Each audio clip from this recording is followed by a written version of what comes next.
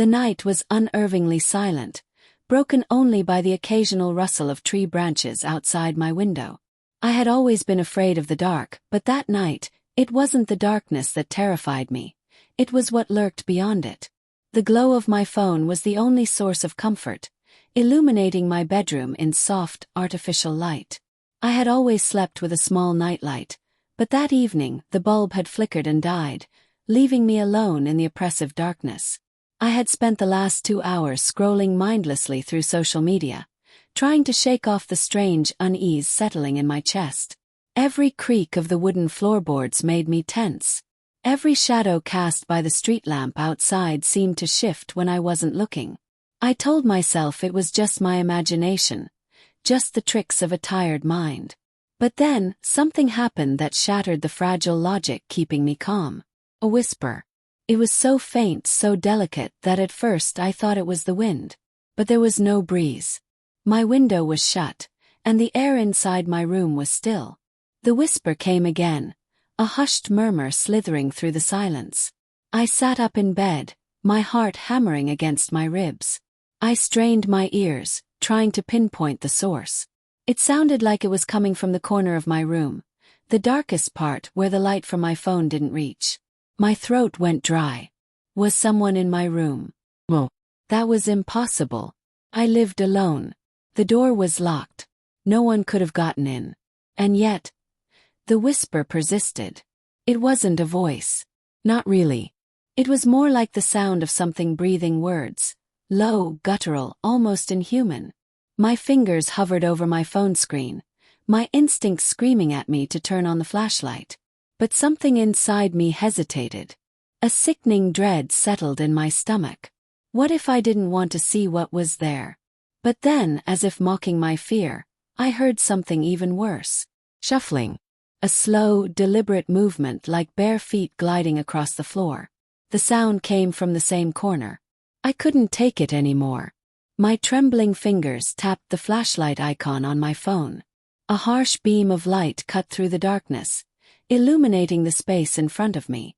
There was nothing. The relief was instant, washing over me like a wave. I let out a shaky breath, my heart still racing. Maybe I was just paranoid. Maybe the stress of living alone had finally gotten to me. I laughed under my breath, shaking my head at my own foolishness. Still, the fear lingered, gnawing at the edges of my mind. Just to be safe, I reached over to the bedside lamp and flicked the switch. That's when I saw it. The thing crouched beside my bed. My breath hitched. My body locked in place. It was wrong, so wrong. The shape of it barely made sense, like something struggling to fit into human skin. Its limbs were too long, its fingers impossibly thin. Face. God, the face. It was stretched, the mouth too wide, the eyes too hollow. The skin looked as if it had been peeled and stitched back together, uneven and pulsing like it was barely holding itself together. And worst of all, it was staring right at me. I couldn't move. I couldn't scream. The thing grinned. A slow, deliberate movement that sent a ripple through its grotesque flesh.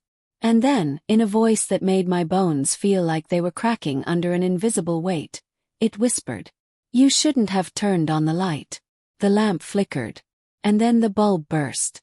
Glass shards flew in all directions, but I barely registered the pain.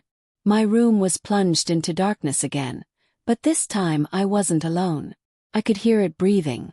So close. So unbearably close. I scrambled backward, heart pounding so loudly that I could barely hear anything else. My phone, where was my phone? The flashlight. I had to turn it on again. I reached out, fingers blindly searching the sheets, but before I could grasp it, something cold wrapped around my wrist. Not a hand. Not a human hand. Something long, gnarled, with fingers that curled around my skin like living roots. I screamed. The grip tightened, and suddenly I was yanked downward. My body slammed into the floor, knocking the air from my lungs. I tried to crawl away, my nails scraping against the wooden surface, but it dragged me, pulled me toward the darkness at the end of my room. Kick. I thrashed. My foot struck something solid, and for a moment the grip loosened. Gasping, I lunged forward, my fingers finally wrapping around my phone. I turned on the flashlight. And then, it was gone. I panted, my body trembling violently as I scanned the room.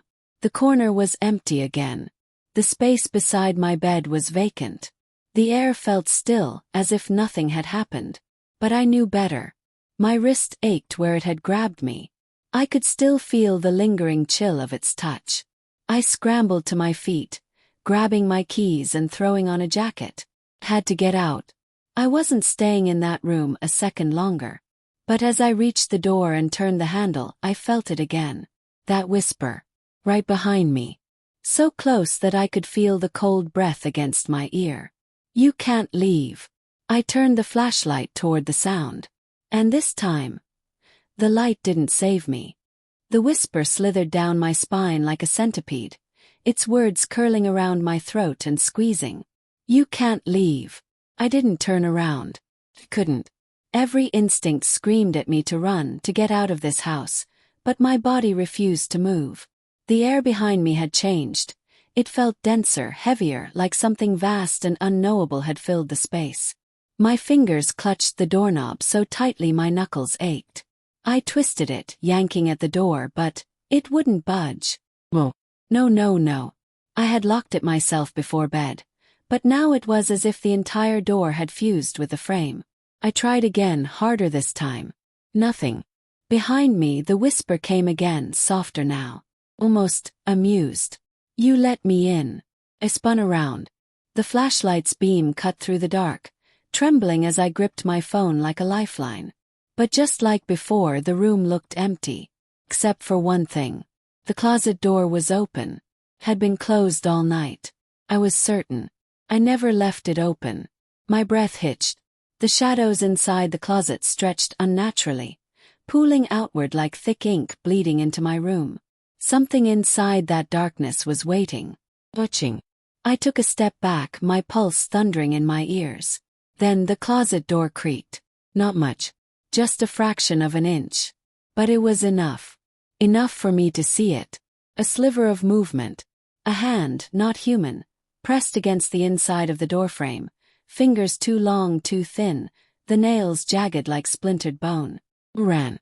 I didn't care about the locked door anymore. I ran toward the window, grabbing the lamp on my nightstand and hurling it at the glass. The window shattered. Cold night air rushed in, and I hoisted myself onto the ledge, ignoring the sting of broken glass biting into my palms. Behind me, the whisper turned into a growl. Hungry. I didn't dare look back. I pushed myself through the opening and fell. I crashed into the bushes below, pain exploding through my shoulder, but I barely noticed. I scrambled to my feet, my heartbeat roaring in my ears. My apartment was on the second floor. Normally I'd be worried about injuries. But not tonight. I bolted across the yard, sprinting toward the street where my car was parked. I fumbled with my keys, nearly dropping them as I forced them into the lock. The street lights above flickered. I threw myself into the driver's seat, yanking the door shut, my breath ragged. My fingers trembled as I turned the key in the ignition. The engine roared to life. Relief flooded me, until I saw my reflection in the rearview mirror. There was something sitting in my back seat. A shape barely visible just behind my shoulder. No features. No eyes. Just a mass of shifting black watching. My stomach lurched. My foot slammed the gas pedal before my mind could even catch up. The tires screeched against the pavement as I tore down the street. I didn't know where I was going. I didn't care. I just needed to get away. But the further I drove, the worse it got. Street lights blinked out one by one as I passed. The darkness behind me thickened, pressing against my skin like a living thing. And the whisper, it was still there. You can't escape. I glanced at the mirror again, and nearly lost control of the car. The thing was closer. I could see its face now, if I could even call it that. It wasn't human. The mouth stretched too wide, lips splitting as if the skin could barely contain it. Teeth were wrong. Crooked, uneven, some too long, some barely visible, all crammed together in a grotesque, broken grin. And the eyes hollow. Black pits that weren't just empty but hungry. I veered off the road. The car skidded, tires screaming as I fought to regain control. My breath came in frantic gasps, my mind screaming at me to wake up. This had to be a nightmare. But it wasn't. It was real. I slammed on the brakes, the car screeching to a halt on the side of the road. My chest heaved as I fumbled with the door handle. I needed to get out. I needed to. My phone screen lit up. A notification. I glanced down, my hands shaking. It was a message. From an unknown number. Turning on the light was your mistake. Now you belong to the dark. My stomach twisted into a knot. Slowly, dreading what I would see, I turned my head toward the back seat. It was empty. No shadow. No grotesque figure. Nothing. But I wasn't relieved. 'Cause something felt wrong.